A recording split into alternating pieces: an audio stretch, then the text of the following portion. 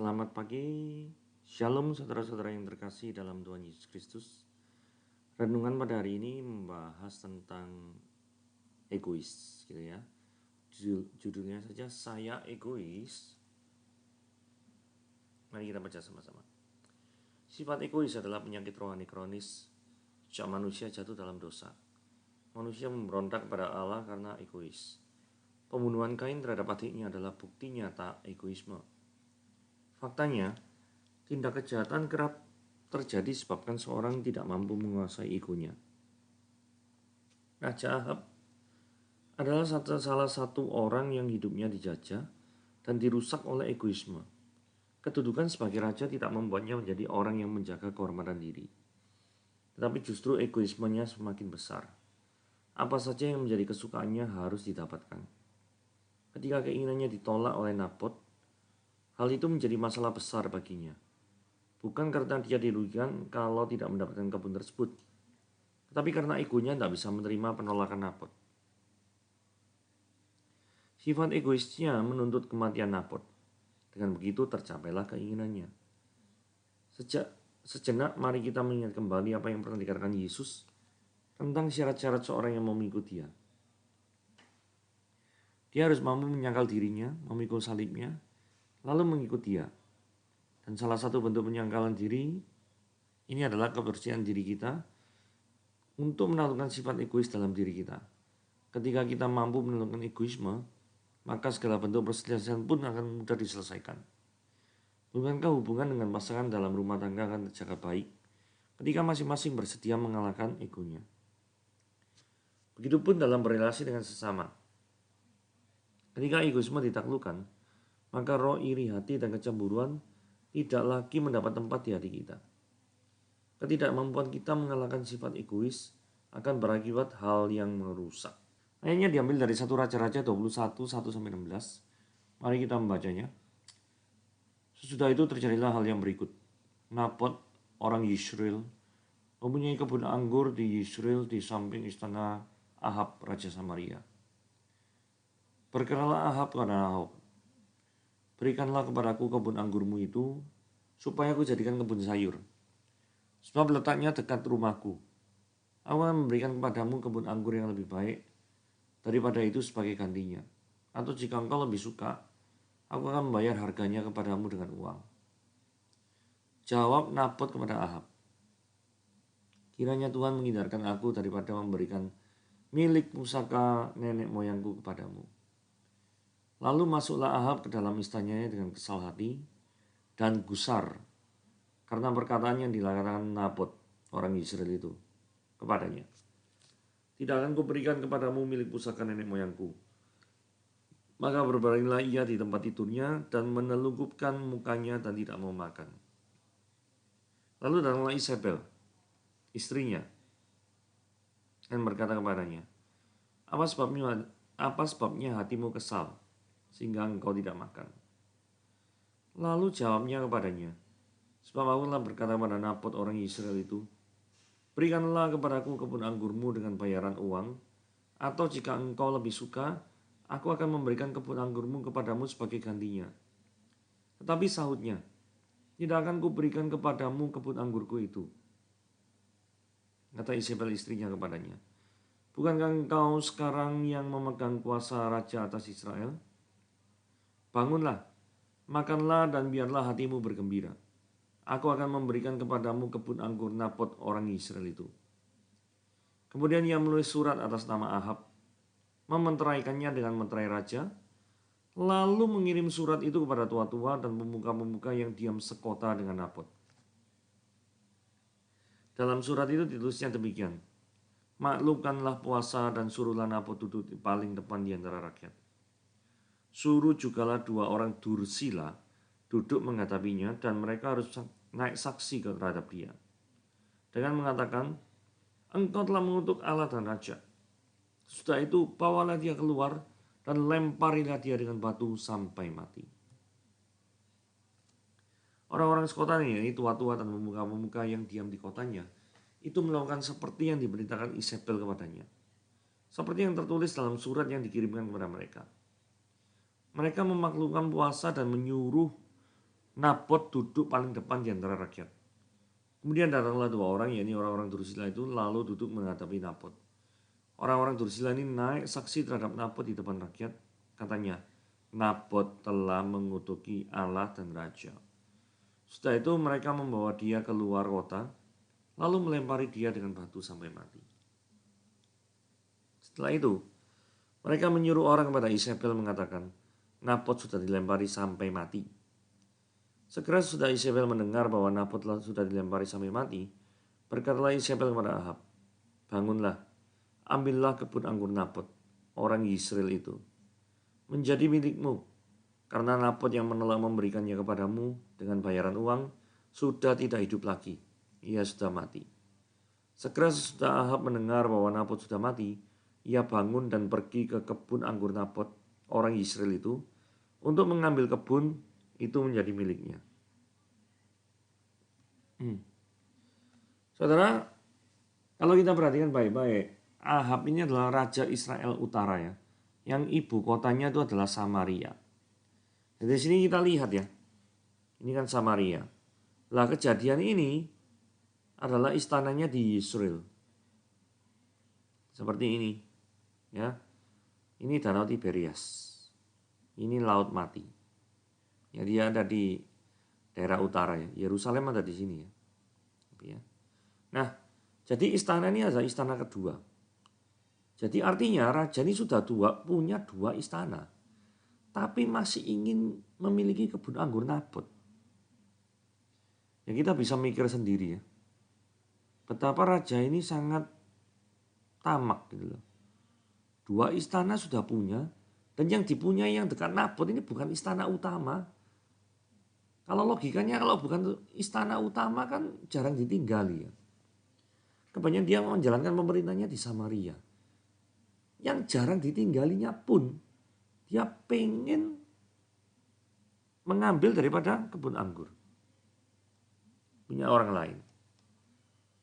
Kita lihat ya, ayat 2. Berikanlah kepadaku kebun anggurmu itu supaya aku jadikan kebun sayur. Yang mau jadikan kebun sayur sih tidak masalah ya. Kalau kita baca kayak gini tidak masalah pertamanya. Aku akan memberikan kepadamu kebun anggur yang lebih baik daripada itu. Jadi jika membaca ayat ini tidak ada masalah nih. Karena bukan ngerampas. Tapi Ahab pengen mengganti. Oke harusnya ya. Ahab beritikat baik loh untuk mengganti kebun anggur Nabot. Tapi masalahnya gini. Nabot itu menolak. Kiranya Tuhan. Berarti Nabot ini menyembah YHWH. Karena dia menyebut kata Tuhan huruf besar ini. Menghindarkan aku dari memberikan milik pusaka nenek moyangku kepadamu. Pertanyaannya, kenapa Nabot jawab seperti itu? Kalau kita lihat di dalam Bilangan 36 ayat 7. Dikatakan bahwa sebab milik pusaka orang Israel tidak boleh beralih dari suku ke suku. Tetapi orang Israel haruslah masing-masing memegang milik pusaka suku nenek moyangnya. Artinya bahwa yang dilakukan Nabot itu sudah sesuai dengan firman Tuhan. Jadi milik pusaka tidak boleh diperjualbelikan. Seharusnya senang ya kalau ada warga negaranya yang hidupnya itu taat kepada Tuhan. Harusnya gitu ya. Kita lihat ya. Dari ayat 3 ini kita dapat fakta-fakta menarik yaitu Nabot penyembah Yahweh. Karena dia dikatakan kiranya Tuhan huruf besar itu Yahweh. Nabot itu lebih takut kepada Tuhan, Yahweh, daripada Ahab. Pada zaman Ahab, semua ini hampir semua penyembah berhala. Tapi masih ada orang yang menyembah Yahweh dan berani menyatakan imannya. Saudara, kalau kita berhenti sampai di sini, saudara, lingkungan saudara mungkin penuh dengan orang-orang yang tidak peduli terhadap agama.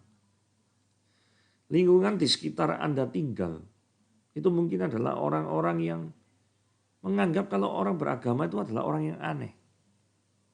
Tetapi firman Tuhan hari ini memberikan contoh pada suatu pribadi yang bernama Nabot. Bahwa menyembah Yahweh dan menyatakan imannya, sekalipun itu kepada seorang raja, dan berpotensi untuk menimbulkan sakit hati seorang raja, yang notabene adalah pemimpin saat itu, tidak dipedulikan oleh Nabot. Maksudnya, Nabot tetap berpegang teguh pada kepercayaannya, sekalipun dengan berpegang teguh pada kepercayaannya itu, Nabot mengecewakan raja yang memerintah. Hal yang menarik lagi itu gini, kalau kita perhatikan detail ayat 2, Nabot itu sebenarnya bisa mendapatkan yang lebih baik. Dikatakan gini ya, aku Ahab akan memberikan kepadamu kebun anggur yang lebih baik sebagai gantinya. Jadi kebun anggurnya ini mau diganti kebun sayur. Kalau misalkan Nabot itu keberatan, maka akan diberikan yang lebih baik. Saudara, kalau kita ada tawaran yang lebih baik, tapi jika tawaran itu tuh melanggar firman Tuhan, kira-kira terus mau menerima tawaran itu atau mengambil yang lebih baik itu ya? Atau tetap berpegang pada Tuhan? Saudara mau pilih yang mana? Karena seringkali kedagingan manusia itu mendorong kita semua untuk memilih yang lebih baik. Toh diganti. Gak ada salahnya kan. Tapi jangan lupa, saat itu berlaku hukum Taurat yang mengatakan milik pusaka suku tidak boleh diperjualbelikan. Nah, apakah Anda mengabaikan perintah Tuhan seperti itu? Tidak menganggapnya penting dalam kehidupan saudara? Atau saudara mengatakan, sekarang wis gak usah agama-agamaan lah. Pokoknya kita gak usah ganggu orang lain, ya cukup lah. Yang penting kita gak ngerusoni orang lain, gak membuat rusuh hidup orang lain, cukup. Cuma itu yang sementara ini saudara pikirkan? Pasif sekali? Atau tetap mau aktif? Bahkan penolakan Nabot terhadap permintaan raja itu menimbulkan bahaya terhadap dirinya sendiri. Terus ayat 4 ya. Masuklah Ahab ke dalam istananya dengan kesal hati. Gusar karena perkataannya dikatakan Nabot orang Israel itu. Tidak kuberikan kepadamu milik pusaka nenek moyangku. Maka berbaringlah dia ke tempat tidurnya dan menelungkapkan mukanya dan tidak mau makan. Saya pikir kayak anak kecil aja ya. Masa baring tempat tidur tengkurap gitu nggak mau makan. Persis kayak anak kecil. Raja ini nggak punya wibawa sama sekali.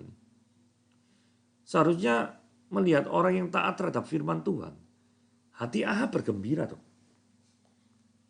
Kalau Ahab raja yang benar ya. Tapi justru Ahab ini mengharapkan Nabot itu melanggar firman Tuhan demi untuk memenuhi keinginan hati Ahab. Berarti Ahab ini adalah orang yang self-centered, berpusat terhadap diri sendiri, bukan God-centered, berpusat pada Tuhan. Saudara repot ya, kalau punya pemimpin yang tidak God-centered, yang tidak memiliki hati yang berpusat kepada Tuhan. Modelnya nanti kayak Ahab ini, berbuat sakarepnya sendiri. Pokoknya yang tidak sesuai dengan keinginannya, ditabrak sama dia. Atau kalau tidak nabrak, tidak senang hati. Tidak pernah berpikir panjang bahwa apakah penolakan itu sesuai dengan firman Tuhan apa enggak. Pokoknya kalau kehendaknya ditentang, tidak mau. Gak peduli, tidak mau merefleksikan diri apakah kehendaknya sesuai firman Tuhan apa enggak. Dan tidak peduli ketika orang lain itu menolak daripada perintahnya dan penolakan itu memang bersifat sesuai dengan firman Tuhan. Gak peduli itu firman Tuhan, enggak firman Tuhan, pokoknya egonya terganggu, dia pasti marah. Pertanyaannya, saudara seperti ini apa enggak? Jikalau saudara seperti ini, cepatlah bertobat. Karena jika tidak, maka Anda akan bertingkah laku seperti Ahab. Seperti anak kecil yang menelungkan mukanya dan tidak mau makan. Ayat 6, lalu jawabnya kepadanya. Kepada Isabel sudah masuk ya, tanya ya. Ayat 5 itu sebenarnya yang pertanyaan bahwa kenapa aku tidak mau makan. Gitu. Terus si Ahab ini menceritakan, aku telah berkata pada Nabot orang Israel, berikan padaku kebun anggurmu dengan bayaran uang, Atau jika engkau lebih suka, engkau memberikan kebun anggur kepadamu sebagai ganti. Tapi sahutnya tidak akan kuberikan kepadamu kebun anggur itu. Nah, fakta yang terpenting daripada jawaban Ahab itu gini ya. Dia itu tidak menceritakan kepada Isabel bahwa tidak memberikan kepada Ahab. Itu alasannya karena Nabot itu keberatan ketika dia harus melanggar firman Tuhan. Ini tidak ada dalam jawaban Nabot jawaban Ahab terhadap pertanyaan ini Isabel. Jadi apa yang dilakukan oleh Ahab ini sifatnya half truth, kebenaran yang separuh. Nah, orang kalau mendapatkan fakta kebenaran yang separuh itu bisa menuntun kita kepada keputusan-keputusan yang salah, misleading. Jadi untuk mendapatkan suatu keputusan yang benar, maka whole picture itu harus kita pegang. Karena kalau kita tidak pegang keseluruhan gambaran, yang terjadi adalah parsial-parsial. Yang namanya parsial terkadang itu menyesatkan. Seperti itu. 8. Kemudian dia menulis surat atas nama Ahab. Ini tidak kena nih ya, si Isabel ini ya. Jadi melihat rajanya hopeless, suaminya hopeless gitu. Langsung dia nulis surat atas nama Ahab. Dimeterai raja. Wah ini gila nih orang satu nih.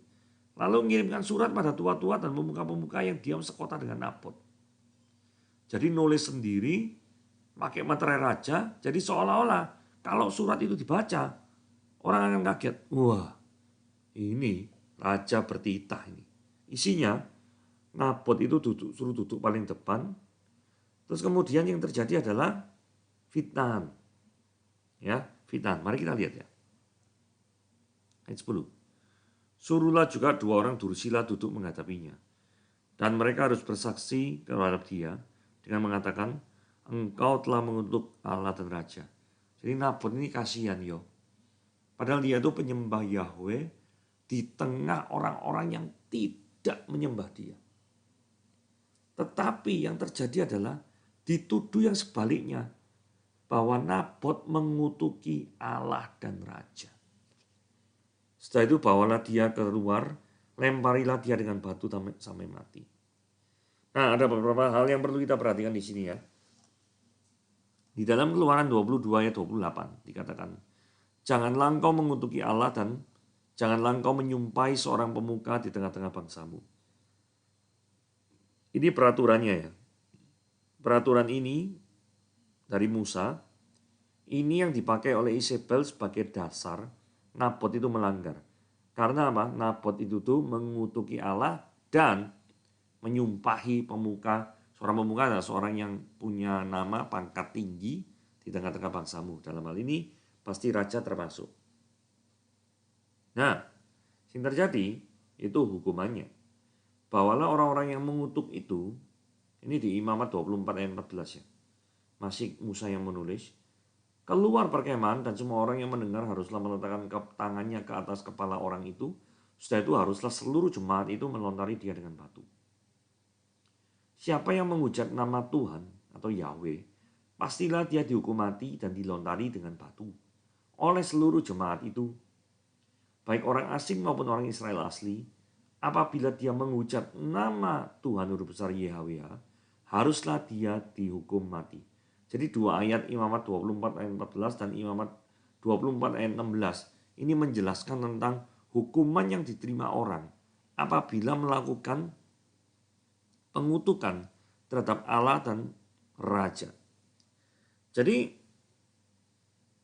Isabel ini kurang ajar ya.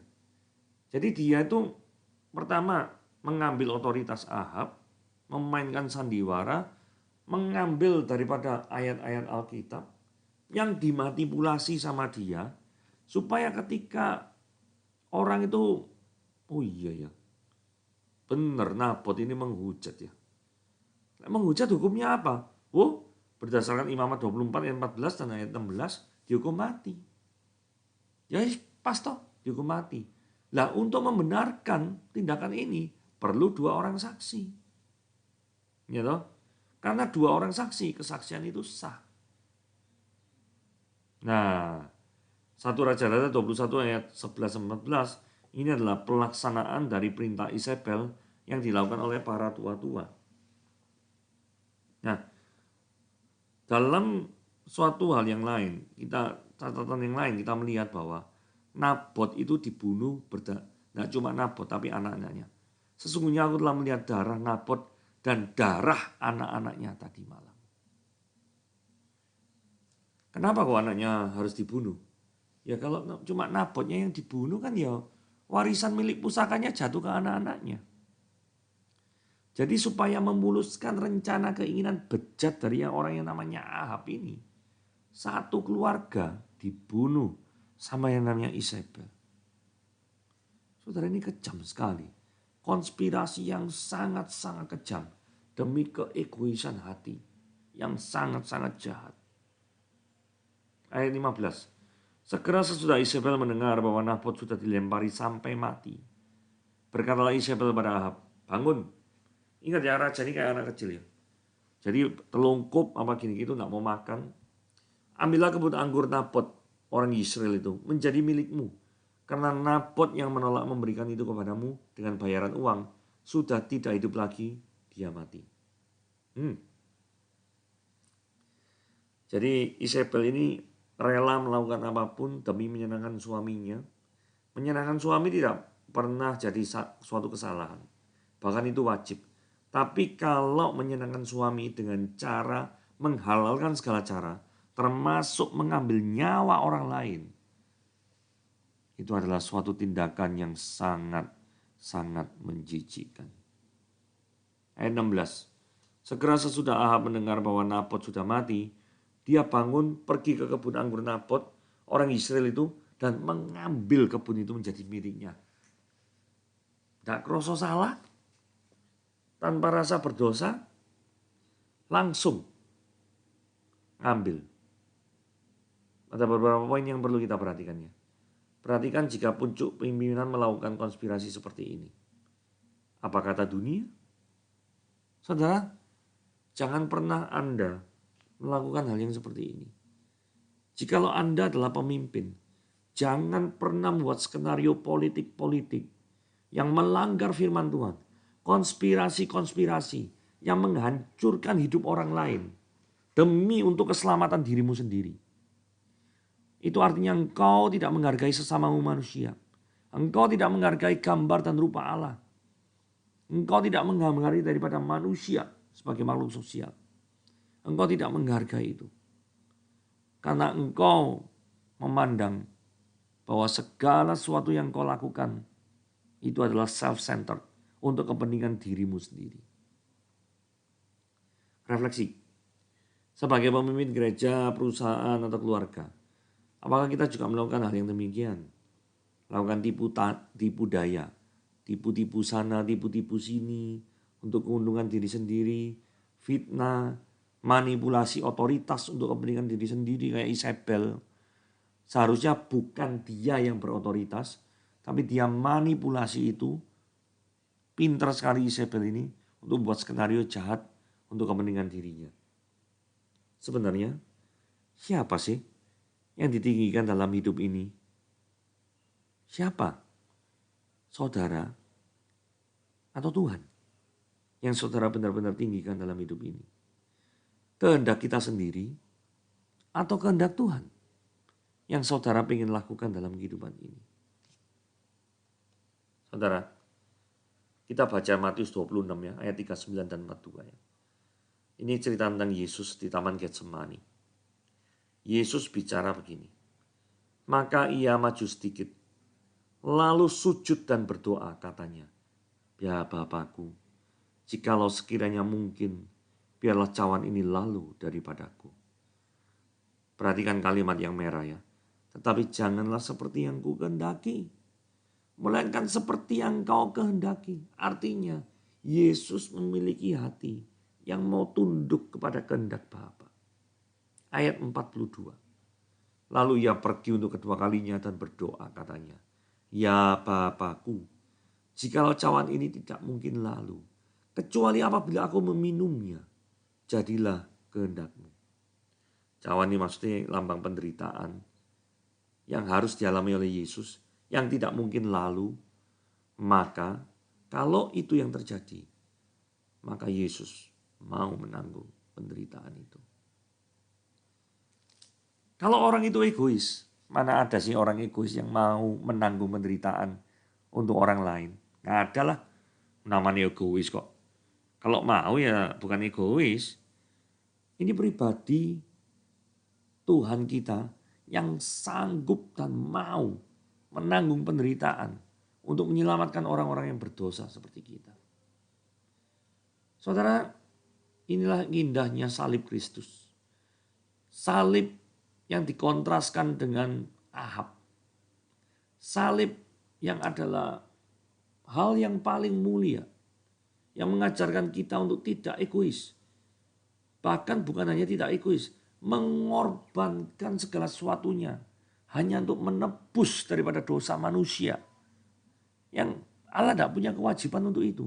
Tapi toh dengan kasihnya yang luar biasa, Allah menebus manusia. Bukankah itu adalah suatu hal yang luar biasa? Jadi hari ini kita belajar keegoisan daripada Ahab yang sampai mengambil nyawa Nabot versus dengan kemurahhatian Tuhan Yesus Kristus yang tidak mengambil nyawa lain seperti Ahab ngambil nyawa orang lain. Tapi justru kasih yang tidak egois adalah kasih yang berkorban nyawa kepada orang lain. Diulangi sekali lagi ya. Kasih yang egois itu adalah yang mengorbankan orang lain untuk mencapai tujuan dirinya sendiri. Tetapi kasih yang tidak egois, kasih yang disalib gitu, itu adalah kasih yang mengorbankan dirinya sendiri untuk orang lain. Saudara, kiranya renungan pada hari ini menyadarkan kita betapa besarnya kasih Tuhan kepada kita. Dan sudah seharusnya kita meneladani Tuhan yang mau mati untuk kita. Dan itu membuat kita murah hati dan tidak egois. Tuhan Yesus memberkati.